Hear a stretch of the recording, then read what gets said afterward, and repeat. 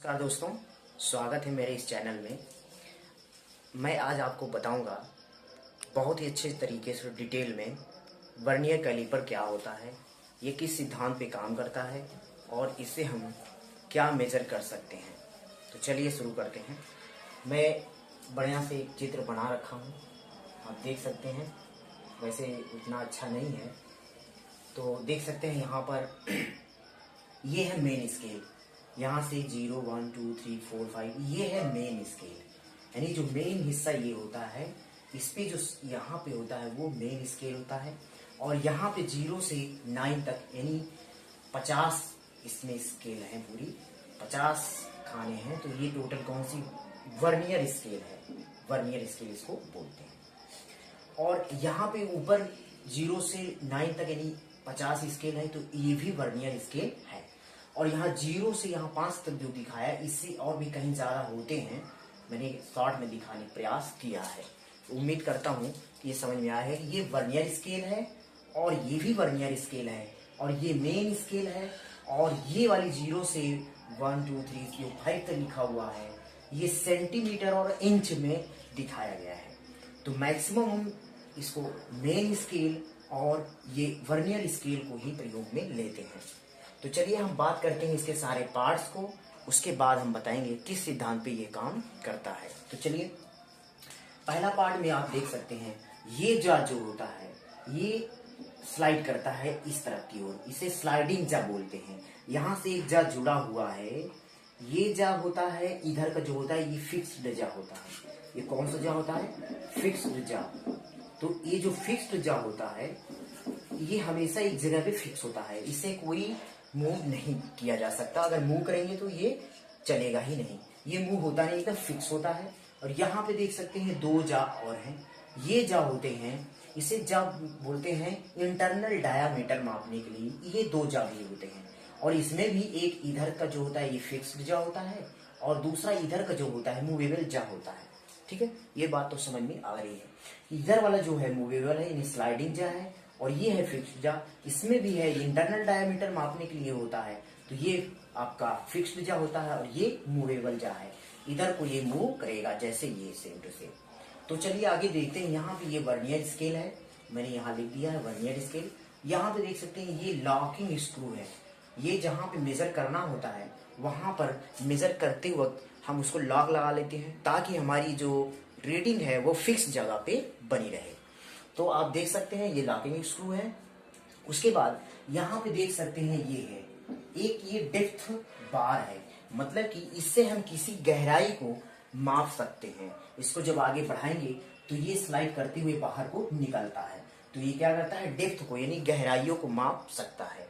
और यहाँ पे देख सकते हैं कि ये जो स्केल होती है, यहाँ मेन स्केल जो है, ये मेन स्केल में एक खाना 1 mm का यानी एक डिवीजन जो होता है 1 mm का होता है। तो ये बात तो समझ में आ रही है। और यहाँ पे देख सकते हैं आप, यहाँ पे एक है फाइन एडजस्टेबल स्क्रू लगा हुआ है। ये फाइन एडजस्टेबल स्क्रू ये होता है कि हम छोटी से छोटी दूरियों को एडजस्ट करने के लिए थोड़ा बहुत डिस्बैलेंस जो होते हैं उन्हें एडजस्ट कर लेते हैं यहाँ पर। तो उम्मीद करते हैं ये बात पूरी आपको समझ में आ गई होगी। ये है मेन स्केल, ये वर्नियर स्केल, ये भी वर्नियर स्केल, ये है मूवेबल जा या स्लाइडिंग जा, और ये भी है एक मूवेबल जा और एक फिक्स्ड जा। उसी प्रकार से ये फिक्स्ड जा और ये मूवेबल जा है। तो ये किस सिद्धांत पे काम करता है ये हम आपको बताने जा रहे हैं। तो चलिए हम बताते हैं ये किस सिद्धांत पे काम करता है। यानी कि दो दूरियों के बीच के जो दूरी को दर्शाने के लिए प्रयोग में लिया जाता है, उसी सिद्धांत पे ये काम करता है। यानी बिटवीन 2 डिस्टेंस के बीच में जो काम करता है वही है इसका सिद्धांत, यानी 2 दूरियों के बीच में ये काम करता है। तो ये कौन कौन सी चीजों को माप सकता है मैं आपको बताना चाहता हूँ। तो पहला नंबर, ये लंबाई नाप लेता है, किसी जॉब की लंबाई हो या किसी रॉड की लंबाई हो तो ये लंबाई को नाप सकता है। तो इसे अंग्रेजी में हम लिख दे रहे हैं लेंथ, यानी कि लेंथ को भी ये मापता है, यानी लेंथ को मापता है। दूसरा ये मापता है डायामीटर, यानी कि डायामीटर जिसे हम आप कहते हैं व्यास, इसको मापता है, व्यास को भी मापता है। ठीक है, उसके बाद आप देख सकते हैं सिलेंडर का कोई होता है उसका भी डायामीटर ये मेजर कर सकता है। तो आप देख सकते हैं कि चौड़ाई भी ये मापता है। क्या मापता है? चौड़ाई, जिसे हम लोग कहते हैं थिकनेस। क्या बोलते हैं? थिकनेस। हम थिकनेस को भी बड़े आसानी से इससे माप सकते हैं। और चौथे में आप देख सकते हैं किसी सर्किल है, मान लीजिए सर्किल, कोई ठोस सर्किल है, सिलेंडर है, गोलाकार है, ये किसी भी चीज को ये डायामीटर माप सकता है। ठीक है, डायामीटर हमने डायमीटर पहले भी बता दिया, यहाँ पर भी आपको बता दिया डिटेल में। तो इन चीजों को ये मापने के लिए प्रयोग किया जाता है। दो दूरियों के बीच की दूरी को ये मापने के सिद्धांत पे काम करता है। तो चलिए हम इसको बताते हैं, इसका लीस्ट अकाउंट क्या होता है, लीस्ट अकाउंट कैसे निकाला जाता है। तो चलिए मैं इधर साफ कर देता हूँ। साफ करने के बाद आपको बताता हूँ कि कैसे इसका लीस्ट अकाउंट निकाला जाता है। बहुत आसानी से आप इसका लीस्ट अकाउंट निकाल सकते हैं कई तरीकों से। तो चलिए हम आपको बताते हैं कि लीस्ट अकाउंट कैसे निकालें। तो इसमें आप ध्यान रखिएगा, बहुत इंपॉर्टेंट बात मैं बता रहा हूं कि जो मेन स्केल का 1 mm होता है, जो मेन स्केल का 1 mm होता है, इस वर्नियर स्केल के 0.98 mm के स्केल के बराबर होता है। तो आपको हम बताना चाहेंगे, इसमें देखिए मेन स्केल यानी कि 50 मेन स्केल, यहां पे ले लें 50 मेन स्केल, या यहाँ पे आप 49 ले लीजिए क्योंकि हम अभी उधर को ले जाएंगे। तो यहाँ पे क्या लिख लें? 50 मेन स्केल, यानी कि 50 मेन स्केल के डिवीजन होंगे, जो खाने होंगे, ठीक है, बराबर 50 वर्नियर स्केल। क्या होगी? Vernier scale. वर्नियर स्केल ये इसके इक्वल में होगी, बराबर में होगी। कहाँ पे देखिए, जैसे मैं आपको बताता हूं। यहाँ पे देखिए, यहां से अगर मैं यहां लूं, यहां तक 50 mm, ये पूरे 50 mm होंगे।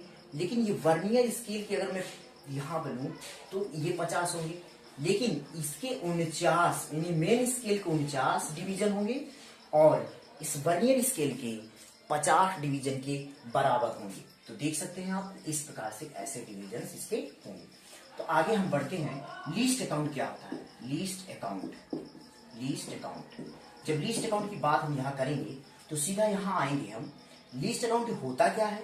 यानी कि हमारे जो मेन स्केल के 49 डिविजन्स हैं, यानी कि 49 मेन स्केल बटे 50 वर्नियर स्केल, यानी यहाँ पे हो जाएगा आपको वर्नियर स्केल, और यहाँ पे जो दिया गया ऊपर ये हो जाएगा आपका मेन स्केल।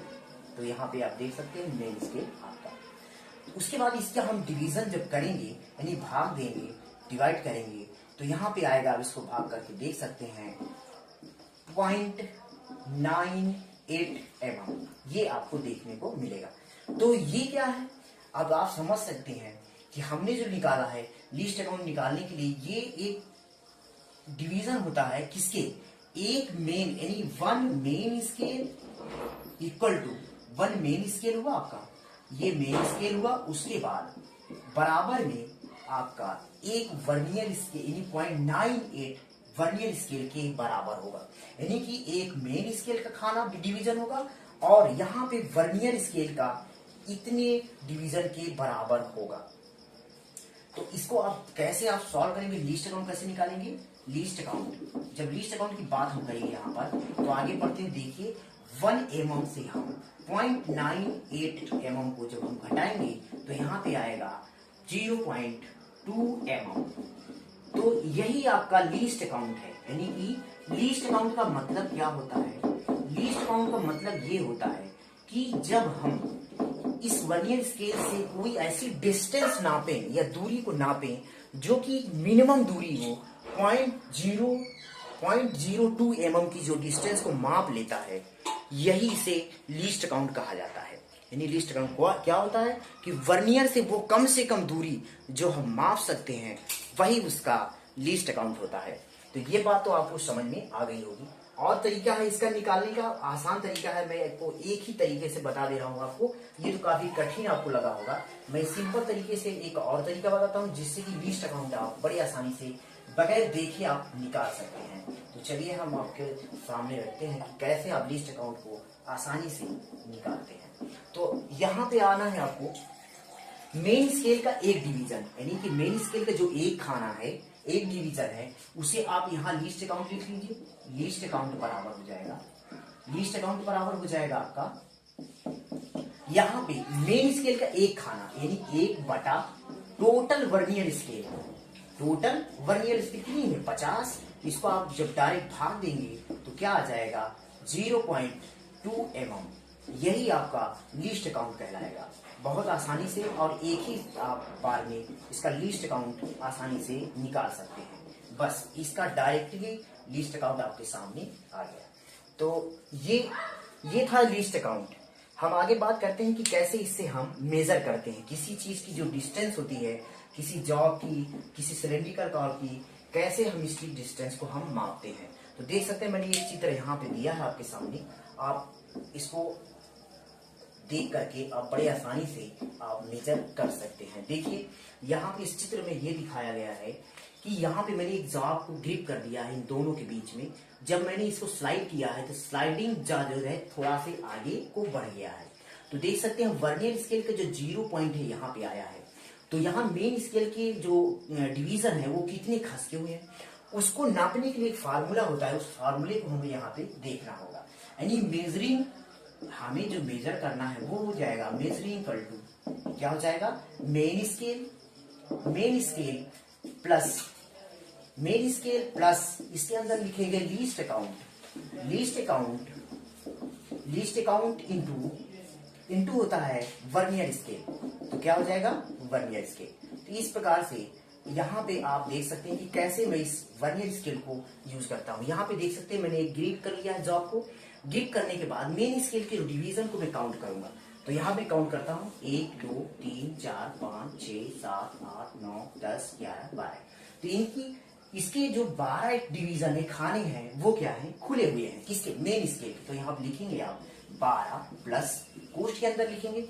यहाँ पे देखिए वर्नियर स्केल कौन सी ऐसी वर्नियर स्केल की लाइन है जो मेन स्केल से जुड़ी हुई है, यानी कि सीधा सीधा मिलती हुई है। यानी मेन स्केल से और हमारी जो वर्नियर स्केल की जो लाइन है वो सीधी सीधी एकदम से कॉन्साइड्स करती हो, मिलती जुलती हो।